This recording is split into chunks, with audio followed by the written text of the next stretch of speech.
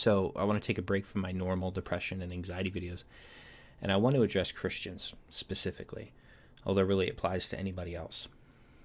I am not a perfect Christian by a long shot. Those of you that have known me for 15 years or better know that I am a far cry from what I was once upon a time.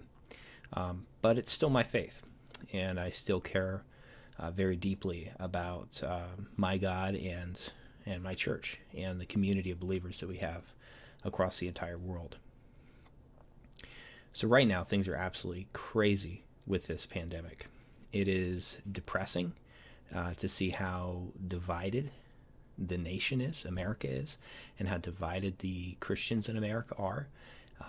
Obviously, we're going to have that, but it's pretty fierce right now, and there's a lot of very dramatic differences in how we're viewing these current problems. So at the beginning of all this, when people were still kind of okay with quarantine and shutdowns, I saw a lot of Facebook posts talking about three main topics, three main issues that we're facing. And one of those issues was the pandemic itself. The other issue was the economic crisis that we are facing. And then the third was government control and government taking away our privacy and our freedoms that they progressively tend to do. And the post was generated to say that I exist in the middle of all three of those things, that all three are very legitimate problems, and we need to balance and find balance between all three of those things. But as time wore on, a lot of the people that felt that way at the beginning started to change how they viewed the issue, and started to put the pandemic or the virus in the background or on the back burner, and not as a main focal point of an issue. In fact, some are going so far to say the entire thing's a hoax, or some level of being blown completely out of proportion.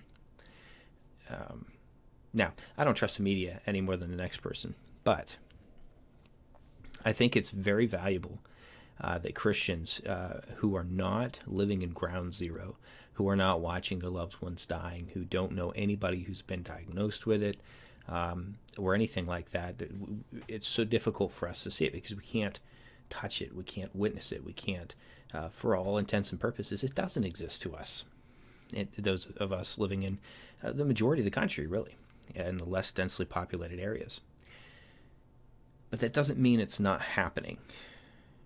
And unfortunately, it's very difficult to take the word of the media or the word of anybody when it's not happening right here.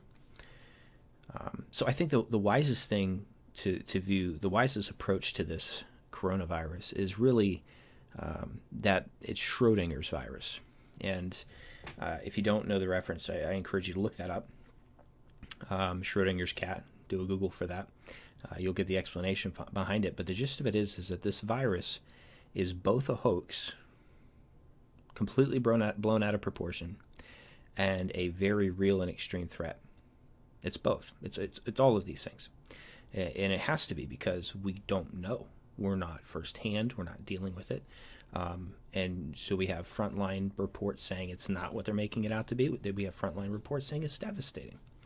And so those of us far removed from it, it would behoove us to walk the balance and realize that because we can't prove it one way or the other, we need to treat it as both potential outcomes.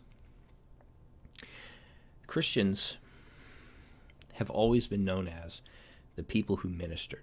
Now, one of the first things we do when we go to a third world country and we hit up the mission field is we meet the people's physical needs.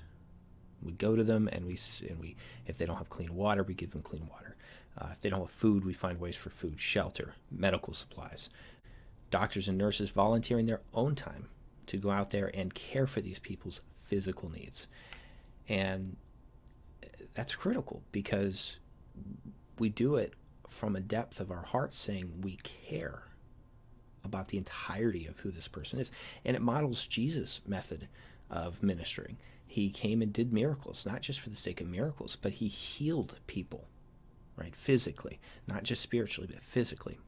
And so we've kind of have this walking reputation for being the people who minister, the people who were on the front lines, donating our time, talent, and treasure to make a difference during any emergency or during any catastrophic event. And yet, I'm afraid that we are losing that perspective in America. I'm afraid that the rest of the world, who is already looking for reasons to condemn our faith, we are giving them all the ammunition they need. Because instead of being the people who are ministering during this time of coronavirus, instead of being the people saying, wow, we need to take this thing seriously, in the back of our minds, maybe there's some ulterior motive going on, but we need to take it seriously and we need to minister. And instead, we're shutting it down. We're ignoring the severity of it. We're continuing to hold our services and continuing to encourage people to gather together in an attempt to defy the government, in an attempt to stop the economic crisis, but in complete defiance of the pandemic itself. So let me challenge you with this. Christians often will use during witnessing this logic that if an unbeliever were to die today and find out that Christianity was real, the results would be catastrophic. But if a Christian dies today and find out that their faith was a hoax, the results are null and void because they lived the life that they were happy living. And so either way, it's a win-win scenario by being a Christian. So let me put this spin on it. If we find out that this entire coronavirus was a hoax, but we spent our time doing our best to prevent it as if it was real, doing our best to minister to people, doing our best to put an end to the virus itself, doing our best to minister to the emotional needs of people who are genuinely terrified right now. Depression and anxiety is on the rise during this time, and this is an opportunity for the church to step in and say, it's okay. It's going to be okay. And there is somebody out there who loves you and is in control of this. And it's okay. And if we do all of that and find out that it was a hoax, we're not out anything. Because as Christians, we've maintained our reputation as being Christ-like, as ministering during these times. And on the flip side, if we focus on it being a hoax or focus on the political issues or we focus on the economic issues at the forefront of it, what happens then if it turns out to be real? We have blood on our hands because we refuse to close our church doors. We refuse to social distance. We refuse to use all of these health practices that could prevent the spread of this virus because we were so fixated on it not being real. Quite possibly because we don't want it to be real. Because we've never lived through pandemics are something from the history books, not reality. They're from future apocalyptic movies, not reality, not current state. They couldn't happen current state. And if it does, it must be the end of the world. Instead of realizing that history has already set the expectation that there will be pandemics, and they do happen. So my point is, which take is going to minister to people the best? Which take is going to be the most Christ-like? Now, I'm not saying that we shouldn't be concerned about the economic issues, and I'm not saying we shouldn't be concerned about the political issues. I don't want my freedoms encroached. I don't want the government monitoring my cell phone any more than whatever, you know. I don't want them to encroach on those things. So in America, we have this wonderful thing because we can call and we can write and we can email and we can Facebook and we can petition, and there's all these things we can do while still social distancing, while still taking the virus serious, that deal with specific political issues like our freedoms being hemmed in, right? And I'm talking specifically about privacy rights and things like that.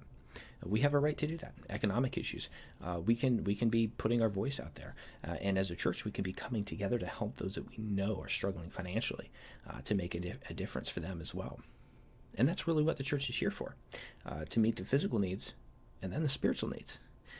But if we're out here blatantly ignoring this thing, and it comes to fruition that we have a catastrophic second wave and hundreds of thousands of people die or whatever, we're going to be accountable for that if we did not take it serious. So my challenge to you is walk the balance, because there is one. And that balance is critical. And remember, even though in America we have the freedom and we have the opportunity and the responsibility as Christians to be politically involved, And again, I'm not perfect on that realm either.